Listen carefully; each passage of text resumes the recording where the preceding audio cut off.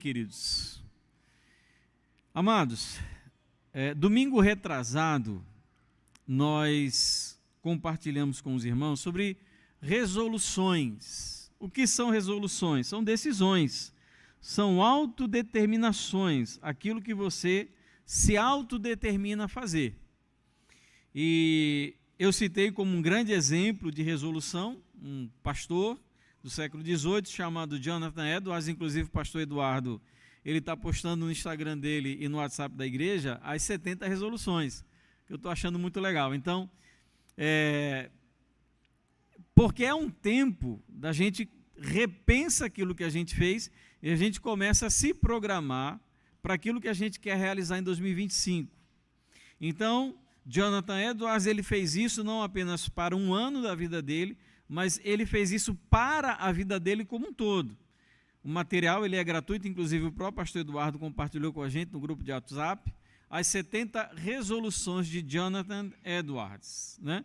E no domingo retrasado eu falei sobre algumas resoluções que a gente precisa tomar para nós mesmos, né? Resoluções para a minha vida pessoal, isso com base na Escritura. E eu tinha prometido há 2 semanas, claro, confiando que Deus ia permitir que eu estivesse aqui, se Ele não permitisse, a minha promessa ia ser vã, eu prometi que o segundo tema seria sobre resoluções sobre a minha família. Então eu falei sobre resoluções sobre mim mesmo, resoluções hoje sobre a minha família, eu quero falar no domingo que vem resoluções sobre a minha igreja. Aí a gente assim contempla 3 áreas que são muito importantes que nós temos em nossa vida.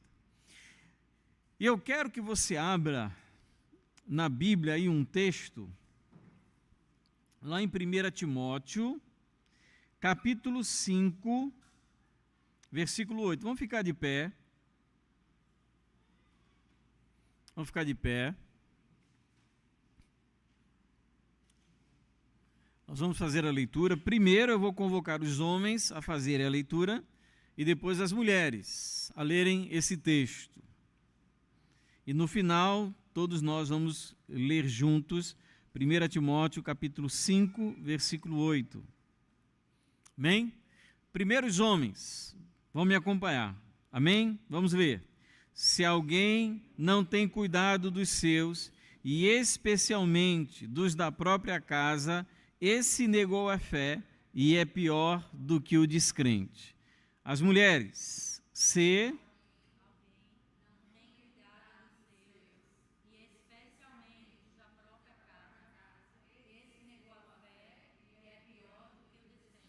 agora todos, se alguém não tem cuidado dos seus, e especialmente dos da própria casa, esse negou a fé, e é pior do que o descrente. Deus, eu quero rogar a Ti, que essa palavra sirva para nós como um alerta, como uma demonstração, mas como uma manifestação graciosa do Teu desejo, da Tua vontade para a família, principalmente aquela família que caminha com Cristo. Nos ajuda, nos abençoa, nos orienta nessa palavra, em nome de Jesus. Amém. Amém. Podem sentar. Queridos, é muito, eu não vou usar assim, não é bem a palavra, mas é muito fácil falar sobre família na Bíblia, por uma razão muito simples. A Bíblia fala muito sobre família, muito. Talvez seja um dos assuntos mais recorrentes, até porque a história dos grandes e dos piores homens de Deus eram grandes e eram pequenos, eram desprezíveis e eram pessoas que tinham família. Então, quando você vai falar, por exemplo, sobre Davi, você vai lembrar da família de Davi. Quando você vai falar de Noé, você vai lembrar de Noé e de sua família. Inclusive, a primeira instituição criada por Deus, lá em Gênesis, a partir do capítulo 1, capítulo 2, é a família.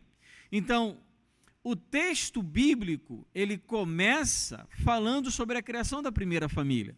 E é muito chocante para a gente perceber, após a queda, o primeiro pecado relacionado, descrito na Bíblia, é o pecado de homicídio, que acontece entre irmãos, ou seja, família. Então a Bíblia, ela fala muito sobre família. O Antigo Testamento, Gênesis, ele começa falando sobre família, e o Antigo Testamento, ele termina falando sobre família. O último versículo do Antigo Testamento é um versículo que fala sobre família. Lá em Malaquias, capítulo 4, versículo 6.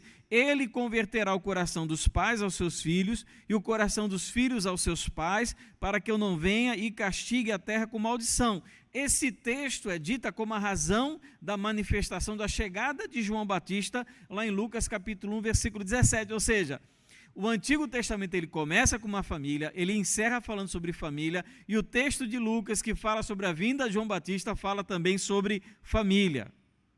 E nós temos aqui diante de nós um texto de 1 Timóteo, que foi um texto que o apóstolo Paulo escreveu para o jovem pastor da cidade de Éfeso, que era uma igreja naquela cidade, era uma cidade de origem grega, muito idólatra, com muita prostituição, com muitas coisas ruins, e principalmente falsas doutrinas. E essas doutrinas falsas, elas estavam penetrando na igreja e destruindo a igreja. Então Paulo, ele escreve 1 Timóteo a fim de exortá-lo a ensinar o verdadeiro evangelho e defender a verdadeira fé. É muito interessante quando você lê 1 Timóteo capítulo 5 e você vê todo o cuidado de Paulo ao falar sobre quem pode ou não ser pastor, quem pode ou não ser diácono, e ele fala muito sobre como as mulheres devem se comportar, ele fala sobre como as mulheres devem ser, porque uma das consequências do falso ensino propalado na igreja de Éfeso pelos falsos mestres era a corrosão familiar. Então não existe benefício algum que venha da falsa doutrina, do falso ensino. Então a família da igreja estava sofrendo por conta daqueles falsos ensinos. Dos falsos ensinos que provavelmente os falsos mestres estavam ensinando à igreja era aquela ideia de que a mulher, ela deve ser independente do seu marido e deve esquecer da sua família. E a gente entende porque Paulo fala tanto sobre família em 1 Timóteo. O que me entristece profundamente é que a igreja, ela tem abandonado gradativa e até radicalmente o ensino bíblico sobre as relações conjugais e familiares. Não é só o mundo que está abandonando essa ideia da família tradicional, um homem e uma mulher e filhos, não é só a igreja não é só o mundo que está abandonando isso. A própria igreja está se afastando desse ensinamento bíblico, não apenas da maneira como a família ela é formada, mas do papel de cada ente dentro da família. Qual é o papel do marido? Qual é o papel do filho? Qual é o papel do esposo? A gente acaba não compreendendo, não aceitando. Tem pastor que não aceita mais essa ideia de submissão bíblica. Eu não estou falando de submissão não bíblica, eu estou falando de pastor que não aceita a submissão bíblica. Então isso está corroendo, destruindo não apenas a família, mas destruindo também a igreja. Olha, você quer perceber isso de maneira muito clara? Olhe para as mensagens e reflexões que nós encontramos através de muitos pastores. Eles orientam as pessoas para o individualismo. Então é o sucesso pessoal, é a riqueza pessoal, é a bem-aventurança pessoal, é o compromisso com você mesmo, é o teu propósito, é o teu sucesso, é a tua mente, é o teu coração. Não existe espaço para a família, não existe espaço para a esposa, para o marido, para os filhos, porque grande parte das pregações que nós encontramos hoje em se tratando de igreja são pregações e músicas e livros profundamente individualistas. Nós somos orientados, segundo esse pensamento, a nos livrar de tudo que impede o nosso sucesso pessoal. Como eu vi um pregador norte-americano falando umas barbaridades, dizendo, se alguém está querendo te abandonar, deixe ir, porque é Deus que está fazendo isso. Olha que absurdo, se for a mulher que esteja querendo deixar o cara, ou a esposa querendo, ou o marido querendo deixar a esposa, eu vou deixar embora? Não, é porque Deus está tirando, porque segundo essas doutrinas falsas, mentirosas e diabólicas, o que importa é só o indivíduo. Então, onde é que está a felicidade? Na individualidade, no individualismo. É possível ser feliz e destruir todas as suas relações conjugais. É possível ser feliz e você ter uma família miserável. Porque uma coisa é felicidade no trabalho, outra coisa é felicidade na igreja, outra coisa é felicidade na família. São coisas separadas que não se conectam. Esse é o ensino moderno que versa, que singra, que está aí abundante na boca de muitos pastores e a maioria desses muito conhecidos. E é chocante, queridos, perceber como a família cristã ela acaba se diferindo do propósito original de Deus para a família. Então, do lugar de segurança para o crescimento dentro da família, o que as pessoas estão experimentando? As pessoas estão experimentando, ao invés de segurança e crescimento, medo e ansiedade. A menina tem medo de chegar em casa e conversar com o pai. Ela não confia no pai, não vê amor no pai, não vê compreensão na mãe, não vê segurança na mãe. Aí a gente se pergunta, por que a criança começa a andar com um bocado de peça rara, de sem futuro na escola? Não é só a crise geracional, mas é a falta de valor em casa, a falta de aceitação, a falta de amor, a falta de diálogo, a falta de respeito, a falta de Bíblia. É falta disso tudo. Ao invés da família ser um espaço de amor, é um espaço de abuso. 80% dos abusos infantis acontecem dentro de casa. O mundo usa isso para dizer que a família tradicional não presta. Mas nós sabemos que não é essa a questão. Homens que deveriam exercer no lar a liderança piedosa se tornam ditadores opressores, mandões, ignorantes, sem amor, sem compreensão, sem compaixão, sem graça, sem liderança amorosa, sem fé, sem integridade. Mulheres que deveriam ser piedosas e amorosas se tornam murmuradoras e amarguradas, relaxadas. O próprio Timóteo chama a atenção desse tipo de senhorinha que fica na casa dos outros fazendo fofoca. O próprio 1 Timóteo capítulo 5, ele vai falar, pode ler aí, essas mulheres mais novas, quando quebram seu compromisso com Cristo, começam a andar na casa dos outros fazendo fofoca, perdendo tempo e tirando o tempo dos outros.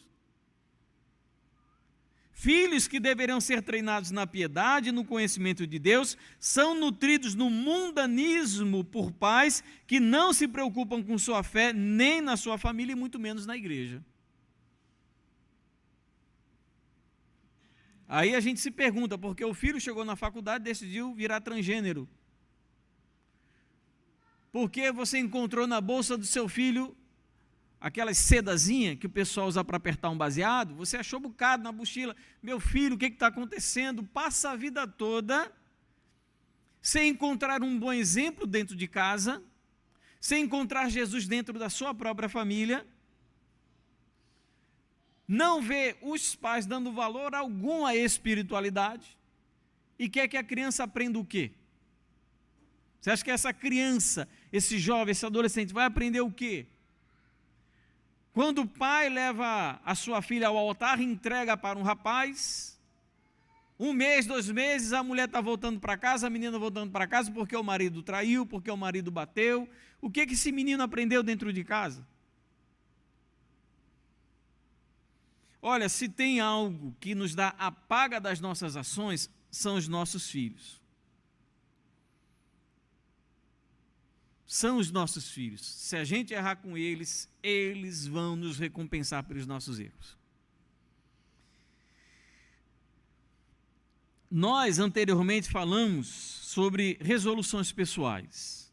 E agora eu quero falar um pouco sobre resoluções familiares.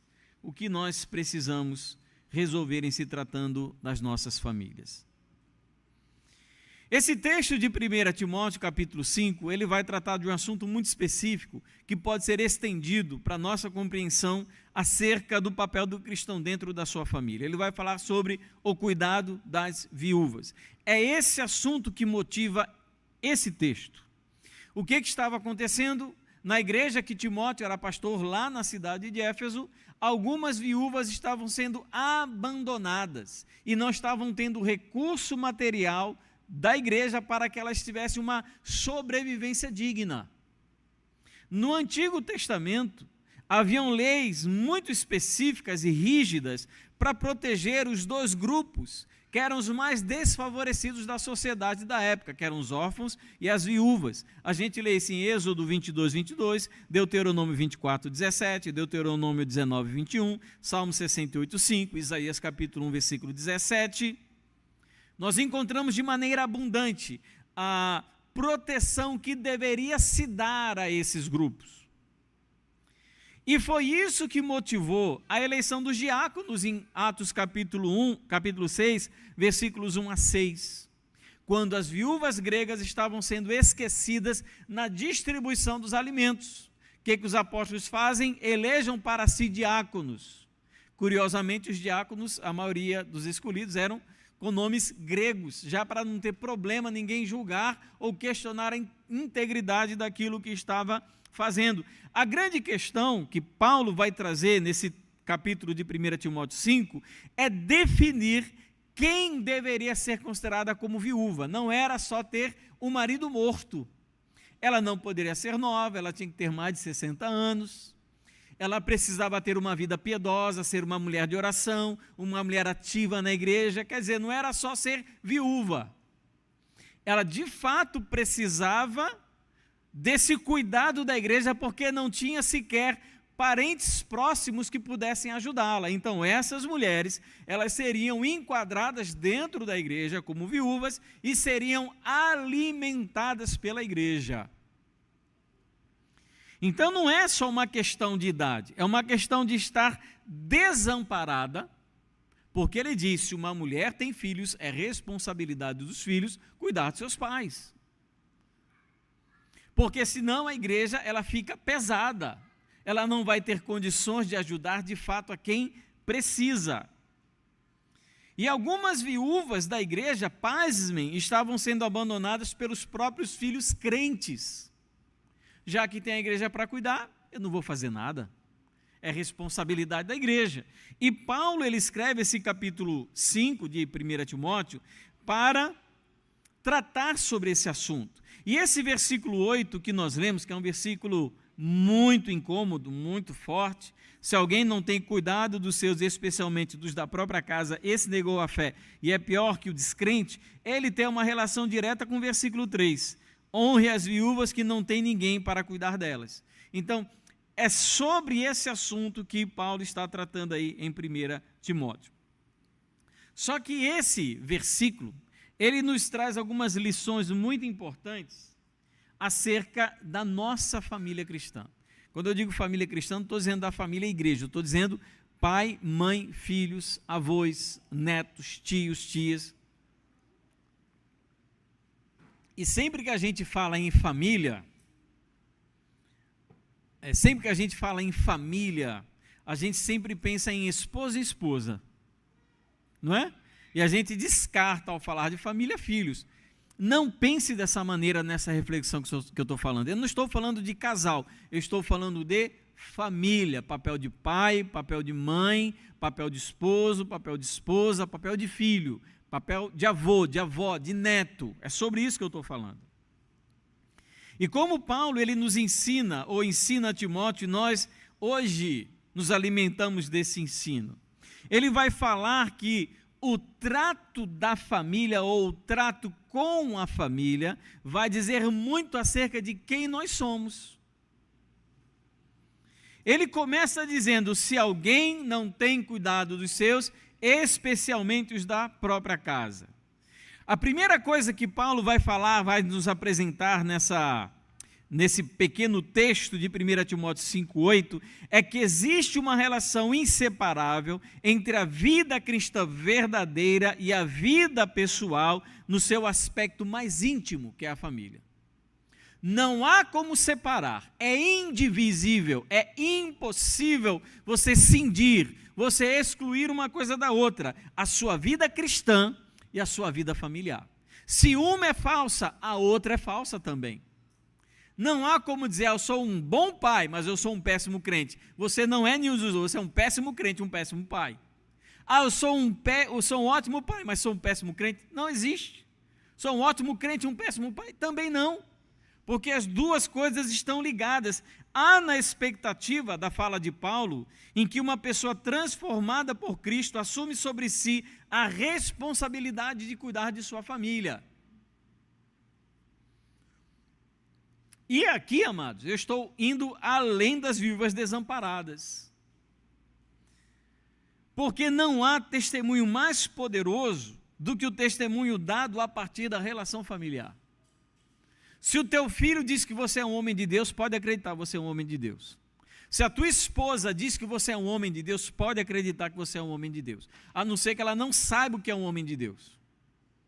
Que ela nunca tenha lido a Bíblia para compreender o que é um homem de Deus. No dia que ela lê, talvez ela mude de opinião sobre seu respeito. Mas se ela sabe, se ela entende quem foi Cristo, quem foi Paulo, quem foi Davi, quem foi Salomão, quem foi, enfim, vários personagens da Escritura, ela comparar com a sua vida, ela vai saber dizer se é homem de Deus. Você vai saber se a sua mulher é uma mulher de Deus, você vai saber ou não. Não existe testemunho mais poderoso do que aquele que é dado a partir da sua relação familiar.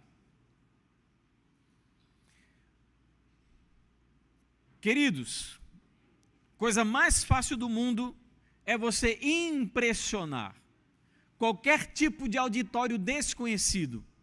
Existem técnicas para isso. Técnicas de oratória, de manipulação de massa, existem técnicas para isso. Só que você convencer a sua família sobre a sua fé, sobre a sua piedade, sobre a sinceridade do seu coração, sobre a sinceridade do seu amor a Cristo, é o mais difícil que você pode conseguir. E se você consegue isso, você consegue qualquer coisa na sua vida. Existe uma relação que é inseparável entre a verdadeira vida cristã e a maneira como nós vivemos a nossa família. E a segunda reflexão que Paulo ele vai fazer sobre se alguém não tem cuidado dos seus, é que a família é uma responsabilidade que não pode ser transferida. Olha como ele diz, se alguém não tem cuidado dos seus, ele usa um pronome possessivo. Ele está dizendo, é sua responsabilidade. A minha esposa é minha responsabilidade. O meu filho é minha responsabilidade. Eu posso transferir meu cargo de pastor, eu posso transferir a minha responsabilidade dentro do meu trabalho secular. Agora, a minha responsabilidade com a minha família, ela é intransferível. Ele diz, quem não cuida dos seus, é sua responsabilidade. Então, você tem a sua responsabilidade dentro da sua família, como pai, como filho, como esposo, como esposa, como mãe. E você precisa saber que você não tem como transferir para outra pessoa a responsabilidade por eles. É seu. E Deus não vai aceitar desculpa.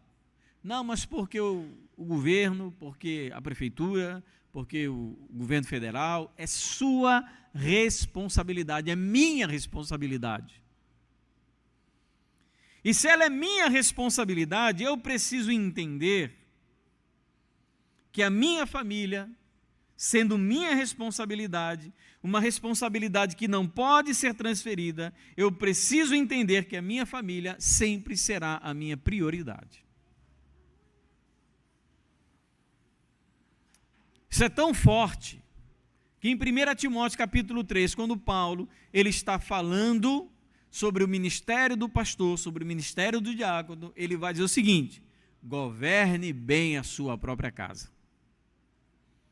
Se um pastor não tem domínio sobre a sua casa, ele não pode exercer o ministério. Se o diácono não tem responsabilidade sobre sua família, ele não pode exercer o diaconato. É tão forte isso. Então nós precisamos entender que a criação do meu filho não é responsabilidade e prioridade do Estado.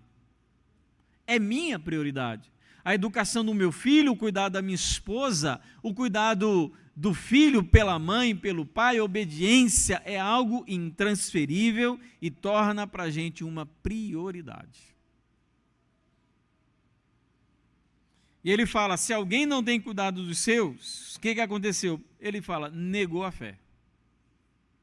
O verbo negar, que Paulo usa para Timóteo, aqui nesse texto, é o mesmo verbo que vai aparecer lá em Marcos capítulo 14, versículo 70, quando Jesus é negado por Pedro.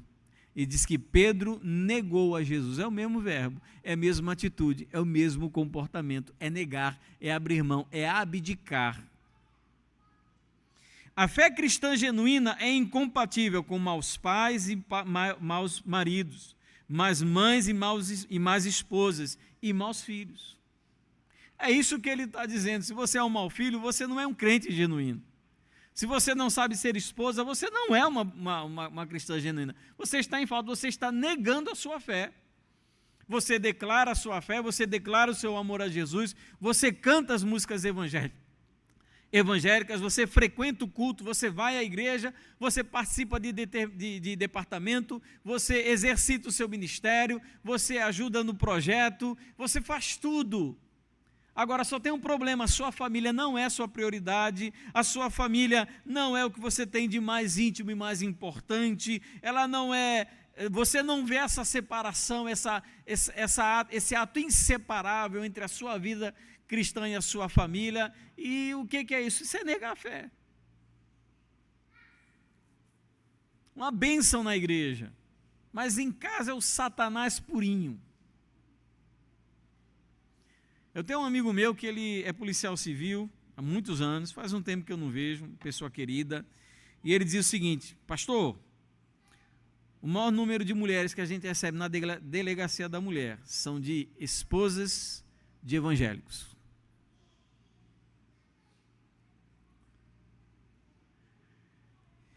Negou a fé. Eu não estou dizendo com isso, queridos, isso alenta o seu coração e o meu também, que a fé cristã seja incompatível com pessoas imperfeitas. Porque eu sou um marido imperfeito, eu sou um pai imperfeito, eu sou um filho imperfeito. Se eu dissesse, olha, eu espero que haja uma perfeição na sua vida para que você possa estar acertado na sua fé, eu estou sendo falso. E não é isso que a Bíblia ensina. Mas quando eu digo que é importante que haja uma relação inseparável entre o tipo de pessoa que você é na sua casa e a maneira como você exerce o seu papel dentro do seu lar, em comparação com a fé que você proclama, a gente precisa pensar se existe essa incongruência, se existe essa diferença. Talvez não seja tanto a questão de eu não consegui ser perfeito, então estou negando a fé. Não se trata disso. Mas existe por parte daquele que é cristão genuíno e verdadeiro um esforço piedoso para viver a fé na sua família.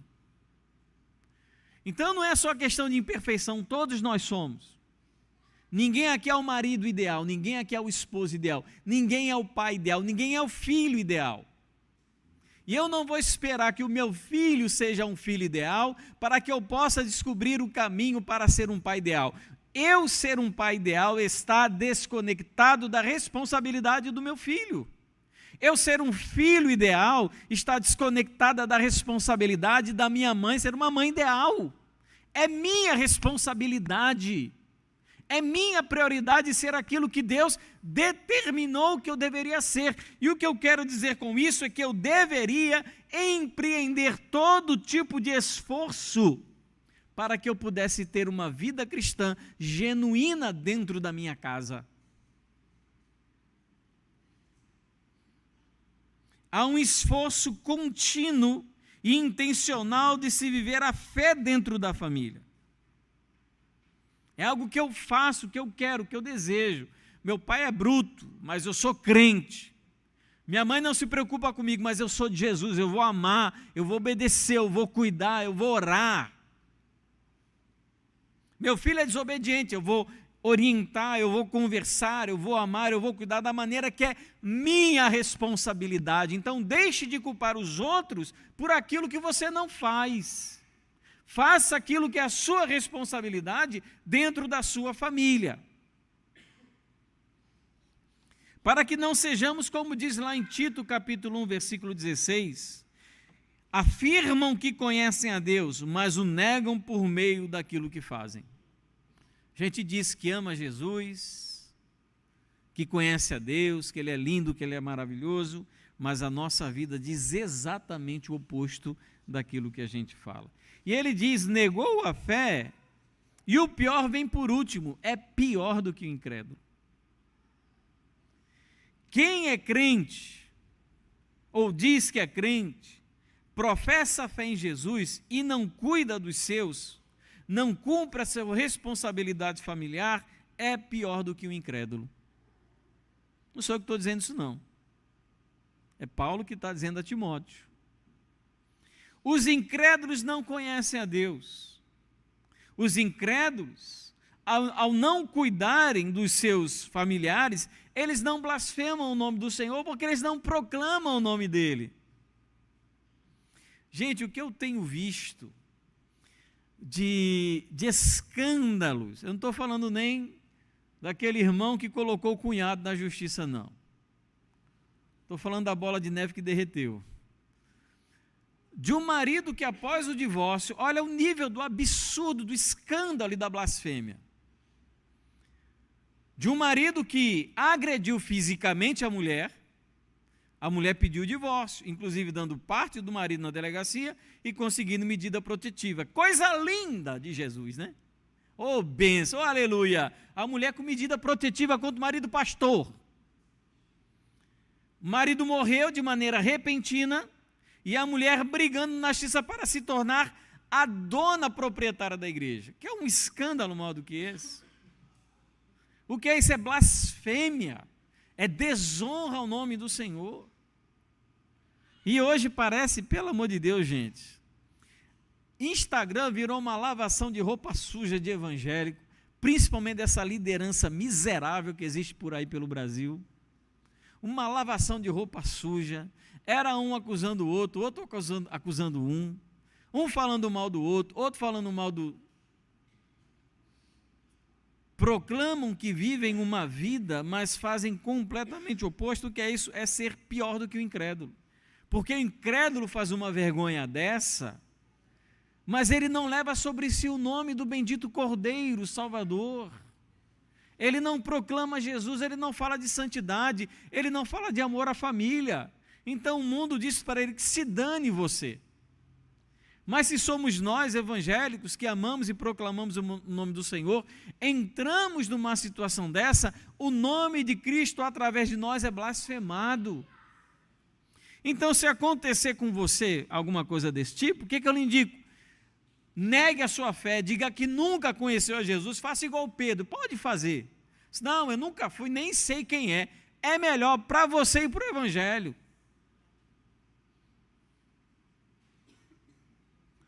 Dia desse eu vi, enfim, eu não quero falar de nomes, mas um desses grandes jogadores de futebol, falando sobre Jesus, sobre Deus. É um homem que, sei lá, tem 4, 5 filhos já, com mulheres diferentes, que vive uma prostituição desenfreada. Ah, que lindo, fulano conheceu Jesus. Era melhor dessa maneira não ter conhecido. Se tiver que conhecer, proclamar e falar, tenha uma vida de acordo com aquele que proclama o nome do Senhor. Você imagina morar do lado de vizinhos evangélicos que brigam, discutem o tempo todo? Aí você sabe o que o pessoal fala. Ah, esse daí diz que é crente. Esse daí diz que vive na igreja. Eu não, eu vivo no terreiro de macumba, eu vou bater tambor, receber entidade, e eu não brigo assim com meu marido. Mas esse daí, ó, enche a boca para dizer que é crente.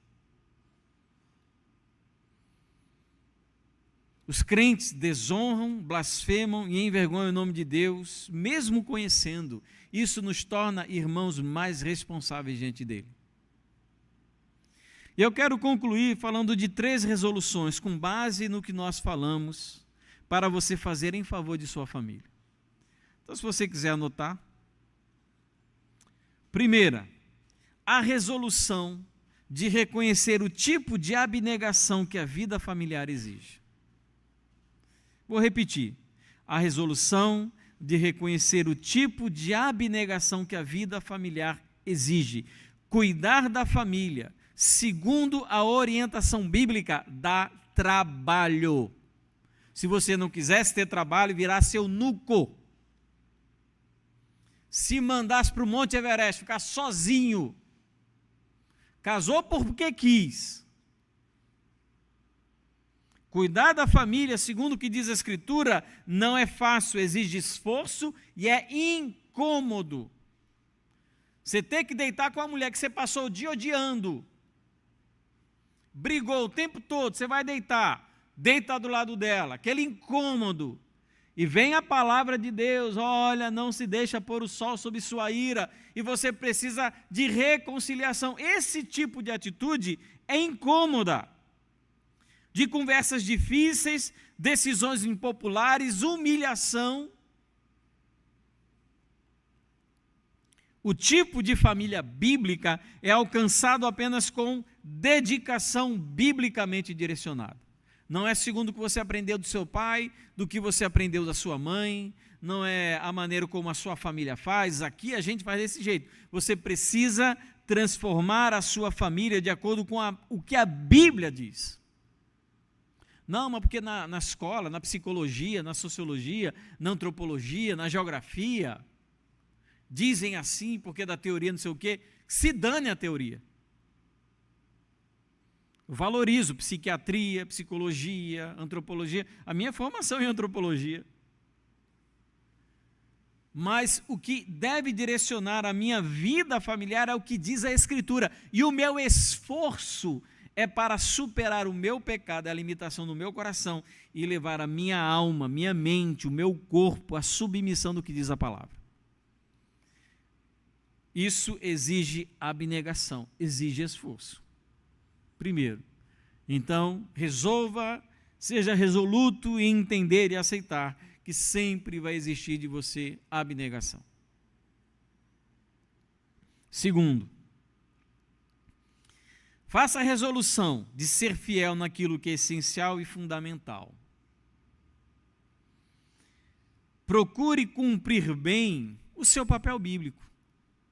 Você como mãe, como esposa, como pai, como marido, como filho, como avô, como avó, como neto, cumpra o seu papel. Às vezes a gente tem dificuldade de fazer as coisas grandes. Sabe como é que é? De resolver os grandes conflitos da nossa alma. Então vamos começar fazendo aquilo que é mais fundamental. Arrumando uma casa, fazendo uma comida, o marido chamando a família para orar, levando o filho para a escola, abençoando, conversando com ele. Lembrei ontem, saí com o Thomas para passear com o cachorro, e eu cheguei assim, filho, eu posso conversar com você coisas do seu coração? Ele disse, não papai, hoje eu não quero. Eu disse, tá bom filho. Não falei mais nada. Eu respeitei aquele momento que talvez de fato ele não quisesse falar nada. Mas eu como pai preciso me preocupar com o coração, com a vida do meu filho. E a gente às vezes tem que ouvir umas verdades, mesmo que seja uma criança muito pequenininha. Alguém já disse que criança, claro, não sempre, mas a tendência da criança é falar aquilo que ela pensa. Cumpra o seu papel, tenha uma vida piedosa, minimamente piedosa. Eu não estou mandando você orar 10 horas no dia. Não estou mandando você ler 20 capítulos da Bíblia num dia. Eu estou dizendo, ore 5 minutos, leia um capítulo. Tenha uma vida minimamente piedosa. Ore, interceda pela vida do seu filho, pela vida do seu esposo, marido, da sua família. Tenha uma vida minimamente piedosa. E seja servo da tua família. A gente fala muito sobre servir a igreja. É tipo aquele marido que é bom em consertar coisa na casa dos outros, porque na casa dele ele não conserta nada. Vocês conhecem alguém assim? Não faz nada em casa, é uma bênção para os outros, mas em casa ele não faz nada. Nada, é zero. Não seja essa pessoa. Nós somos chamados a servir a Cristo na nossa igreja, isso é verdade, mas também nós somos chamados a servir a nossa família. Você é um servo do seu filho, você é uma serva da sua filha e do seu filho, você é serva do seu marido e você é servo da sua esposa. Assuma que isso, eu sou um servo. Terceira e última resolução. Tome sobre si a resolução de reconhecer erros e confessar pecados. Faz parte da piedosa vida familiar, a compaixão. Todos nós pecamos e todos nós erramos. Eu peco contra minha esposa, peco contra meu filho, e até contra o meu cachorro eu peco também. De vez em quando ele me tira a paciência. Deu ontem, passeei com ele, eu saio, faço uma volta, até não sobrar nenhum xixi dentro daquele cachorro. Onde ele levanta a perna que não sai mais nada, nem uma gota. Aí vão para casa. À noite o que ele faz? Xixi onde não deve. Aí eu perco a paciência. Brigando com ele porque tinha feito xixi e não devia. Mas a gente precisa entender que a vida familiar, ela é feita, muitas vezes, de desajustes que devem ser resolvidos. Tem ninguém bom, santão aqui não. Tem ninguém perfeito aqui. Ninguém. O melhor de nós ainda é muito ruim. Então faça da sua família um espaço de piedade, de compaixão e graça. É interessante que a gente fala tanto sobre amor, sobre compaixão com os perdidos. A gente ora tanto pelo Japão, ora pela salvação do povo da África, ora pela salvação do povo da Europa. A gente declara que amamos os perdidos desconhecidos, mas odiamos os pecadores mais próximos da gente, que são os nossos familiares. Nós precisamos, amados, resolver, quando pecamos, demonstrarmos arrependimento, confessarmos o que fizemos com humildade e quebrantamento e esperar receber perdão e graça das pessoas a quem ofendemos dentro da nossa família. Resolva isso. Você errou, pecou, confesse, peça perdão a Deus. Não faça do seu lar um espaço de vingança, mas de graça e compaixão. Seu filho não atingiu o ideal que você esperava, você também não atinge, meu irmão. Você também não é perfeito, ninguém é perfeito. Pessoas erram, pessoas caem, elas vacilam, elas cometem equívocos. E a gente precisa entender o valor do perdão. Então vamos resolver, vamos impor sobre nós mesmos essa resolução de entender que a vida familiar exige abnegação, de que eu preciso ser fiel naquilo que é essencial e fundamental e que eu preciso reconhecer meus erros e confessar os meus pecados.